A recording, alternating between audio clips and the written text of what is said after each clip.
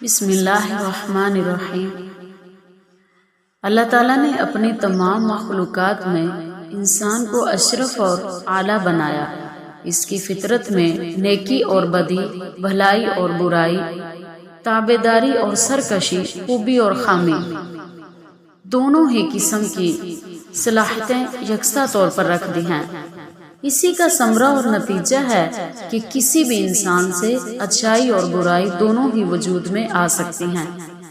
ایک انسان سے حسنات بھی ممکن ہیں اور سیئات بھی۔ اس کے باوجود کوئی سیئات سے بچ کر اپنی زندگی اور اس کی قیمتی لمحات کو حسنات سے مزین اور آراستہ کر لے تو یہ اس کے کامیاب اور خالق و مالک کے نزدیک اشرف اور اکرم ہونے کی سب سے بڑی نشانی ہے۔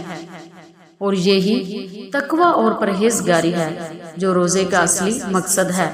جیسے کہ اللہ تعالیٰ نے قرآن پاک میں فرمایا، اے ایمان والو، فرض کیا گیا تم پر روزہ جیسے فرض کیا گیا تھا تم سے پہلے لوگوں پر، تاکہ تم پرہیزگار ہو جاؤ۔ چند روز ہیں گنتی کے۔ تقوی کا معنی ہے نفس کو برائیوں سے روکنا، اور اس کا سب سے بڑا ذریعہ روزہ ہے۔ جیسا کہ ایک صحابی نے حضور اکرم صلی اللہ علیہ وسلم سے عرض کیا، اے اللہ کے رسول، مجھے کسی ایسے عمل کا حکم دیجئے جس سے اللہ تعالیٰ مجھے نفع دے۔ آپ صلی اللہ علیہ وسلم نے ارشاد فرمایا، تم روزہ رکھا کرو، اس کے مثل کوئی عمل نہیں۔ تو اب رمضان المبارک کی آمد ہے، گویا یہ مہینہ نیکیوں اور طاعات کے لیے موسم بہار کی طرح ہے۔ اسی کے لیے رمضان المبارک سال بھر کے اسلامی مہینوں میں سب سے زیادہ عظمتوں، فضیلتوں اور برکتوں والا مہینہ ہے۔ اس ماہ میں اللہ تعالیٰ اہل ایمان کو اپنی رضا، محبت و عطا، اپنی ضمانت، الفت اور اپنے انوارات سے نوازتے ہیں۔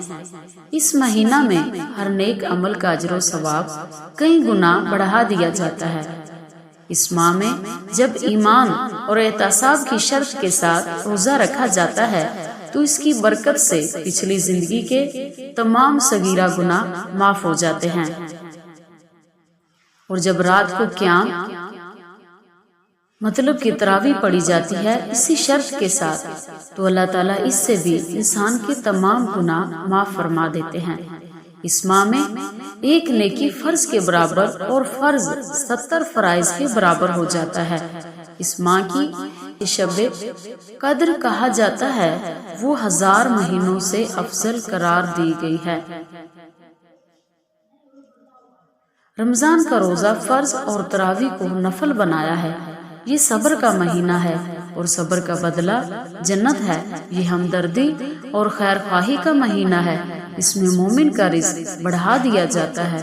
اس میں روزہ افطار کرنے والے کی مغفرت، گناہوں کی بخشش اور جہنم سے آزادی کے فرمانے کے علاوہ روزہ دار کے برابر ثواب دیا جاتا ہے، چاہے وہ افطار ایک کھجور یا ایک گھونٹ پانی سے ہی کیوں نہ کرائے۔ ہاں، اگر روزہ دار کو پیٹ بھر کر کھلایا یا پلایا تو اللہ تعالیٰ اسے حوض کوثر سے ایسا پانی پلائیں گے جس کے بعد وہ جنت میں داخل ہونے تک پیاسا نہ ہوگا۔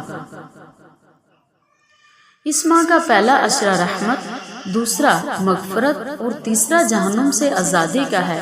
جس نے اس ماہ میں اپنے متاحتوں کے کام میں کمی کی تو اللہ تعالیٰ اس کے بدلہ اس کی مغفرت اور اسے جہنم سے آزادی کا پروانہ دیں گے۔ پورا سال جنت کو رمضان المبارک کے لیے آراستہ کیا جاتا ہے۔ عام قانون یہ ہے کہ ایک نیکی کا ثواب 10 سے لے کر 700 تک دیا جاتا ہے، مگر روزہ اس قانون سے الگ ہے۔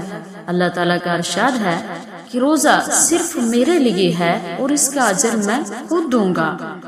روزہ دار کو 2 خوشیاں ملتی ہیں، ایک افطار کے وقت کہ اس کا روزہ مکمل ہوا اور اس کی دعا قبول ہوئی اور اللہ تعالیٰ کی نعمتوں سے روزہ افطار کیا، اور دوسری خوشی جب اللہ تعالیٰ سے ملاقات ہوگی۔ روزہ دار کے منہ کی بو اللہ تعالیٰ کے نزدیک مشک سے زیادہ خوشبودار ہے۔ روزہ اور قرآن کریم دونوں بندوں کی شفاعت کریں گے اور بندے کے حق میں دونوں کی شفاعت قبول کی جائے گی۔ اب وہ چند باتیں عرض کی جاتی ہیں جن کا حضور پاک صلی اللہ علیہ وسلم خود بھی اہتمام کیا کرتے تھے اور امت کو بھی اس کی تعلیم اور تلقین فرماتے تھے، جس میں پہلا یہ کہ حضور صلی اللہ علیہ وسلم شعبان کی تاریخوں کی جس قدر نگہداشت فرماتے تھے اتنا دوسرے مہینوں کی نہیں فرماتے تھے۔ دوسرا، حضور اکرم صلی اللہ علیہ وسلم نے ارشاد فرمایا، رمضان کی خاطر شعبان کے چاند کا اہتمام کیا کرو۔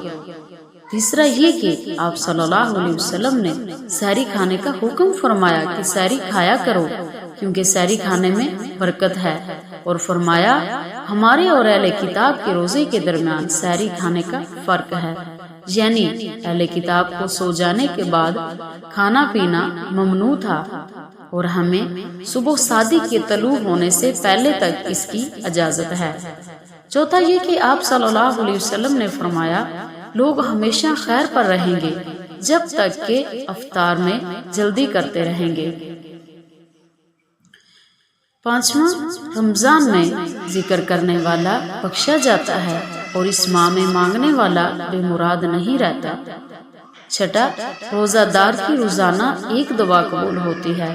ساتواں یہ کہ رمضان میں روزانہ بہت سے لوگ دوزخ سے آزاد کیے جاتے ہیں۔ آٹھواں، حضور اکرم صلی اللہ علیہ وسلم رمضان کے آخری عشرہ میں خود بھی شب بیدار رہتے اور اپنے گھر کے لوگوں کو بھی بیدار رکھتے۔ نوواں، آپ صلی اللہ علیہ وسلم نے فرمایا شب قدر کو رمضان کے آخری عشرہ میں تلاش کرو۔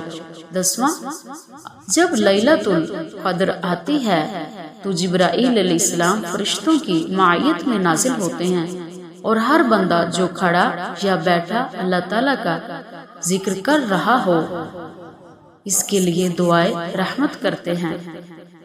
11واں یہ کہ لیلۃ القدر کی دعا اللہم انک عفو تحب العفو فاعف عنی، اے اللہ آپ بہت معاف کرنے والے ہیں، معافی کو پسند کرتے ہیں، بس مجھے بھی معاف فرما دیجیے۔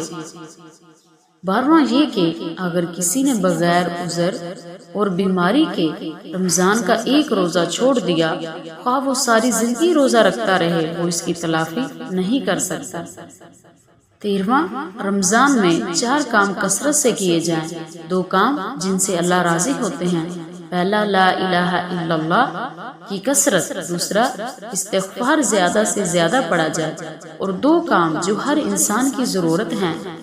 پہلا، اللہ تعالیٰ سے جنت کا سوال کیا جائے، دوسرا جہنم سے پناہ مانگی جائے۔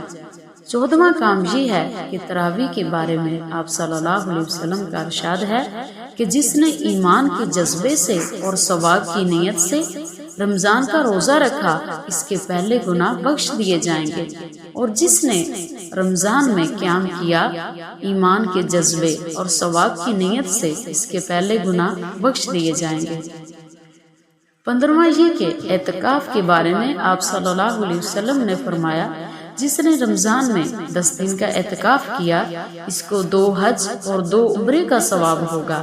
دوسری حدیث میں ہے کہ جس نے اللہ تعالیٰ کی رضا جوئی کی خاطر 1 دن کا بھی اعتکاف کیا، اللہ تعالیٰ اس کے اور دوزخ کے درمیان ایسے 3 خندقیں بنا دیں گے کہ ہر خندق کا فاصلہ مشرق اور مغرب سے زیادہ ہوگا۔ 16واں، رمضان میں قرآن پاک کا دور اور جود و سخاوت کی جائے، اس لیے کہ آپ صلی اللہ علیہ وسلم جود و سخا میں تمام انسانوں سے بڑھ کر تھے، اور رمضان میں آپ صلی اللہ علیہ وسلم کی سخاوت بہت بڑھ جاتی تھی۔ حضرت جبرائیل علیہ السلام رمضان کی ہر رات میں آ کر آپ صلی اللہ علیہ وسلم سے قرآن کریم کا دور کیا کرتے تھے، مطلب سنتے تھے۔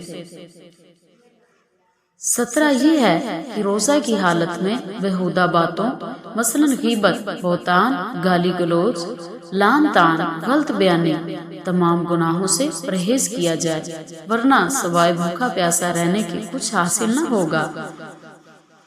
اگر کوئی دوسرا آ کر ناشائستہ بات کرے تو یہ کہہ دے کہ میں روزہ سے ہوں، کیونکہ روزہ ڈھال ہے جب تک کوئی اس کو پھاڑے نہیں۔ اور یہ ڈھال جھوٹ اور غیبت سے ہٹ جاتی ہے۔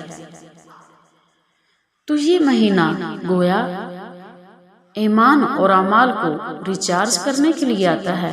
رمضان عربی کا لفظ ہے جس کا اردو میں معنی ہی شدت اور حرارت کے ہیں، یعنی اس ماہ میں اللہ تعالیٰ روزہ کی برکت اور اپنی رحمت خاصہ کے ذریعے اہل ایمان کے گناہوں کو جلا دیتے ہیں اور ان کی بخشش فرما دیتے ہیں۔ حضرت ابو ہریرہ رضی اللہ عنہ نبی پاک صلی اللہ علیہ وسلم کا ارشاد نقل فرماتے ہیں کہ جب رمضان آتا ہے تو آسمان کے دروازے کھول دیے جاتے ہیں، اور ایک روایت میں ہے کہ جنت کے دروازے کھول دیے جاتے ہیں اور دوزخ کے دروازے بند کر دیے جاتے ہیں اور شیاطین کو جکڑ دیا جاتا ہے۔ ان تمام باتوں کا حاصل یہ ہے کہ رمضان المبارک کی بڑی فضیلت ہے۔ اسی وجہ سے کہا گیا کہ اگر لوگوں کو رمضان المبارک کی ساری فضیلتوں اور برکتوں کا پتہ چل جائے تو وہ تمنا کریں کہ کاش سارا سال رمضان ہو جائے۔ اللہ تعالیٰ سے دعا ہے کہ اللہ تعالیٰ ہمیں نیک کام کرنے کی توفیق عطا فرمائے۔